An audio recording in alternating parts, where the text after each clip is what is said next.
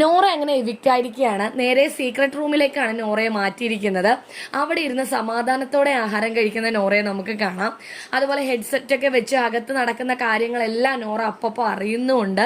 ഏതാനും സമയങ്ങൾക്കുള്ളിൽ നോറയെ തിരിച്ച് ഹൗസിലേക്ക് കയറ്റും. ഒരു പ്രേതത്തിന്റെ വേഷത്തിലായിരിക്കും നോറ കയറാൻ പോകുന്നത്. എല്ലാവർക്കും ഒരു വമ്പൻ സർപ്രൈസ് തന്നെയായിരിക്കും.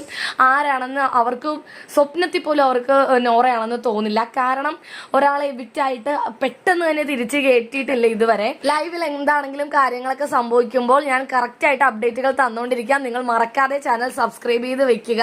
എല്ലാവർക്കും ഇതൊരു സർപ്രൈസ് ആയിരിക്കും. നോറയെ സംബന്ധിച്ച് എന്താ പറയാ, ഒരു പുതുജീവൻ കിട്ടിയ പോലെ ആയിരിക്കും. നോറയും എവിക്റ്റ് ആയെന്ന് വിചാരിച്ച് തന്നെയാണ് അവിടെ നിന്ന് പുറത്തേക്ക് പോയത്.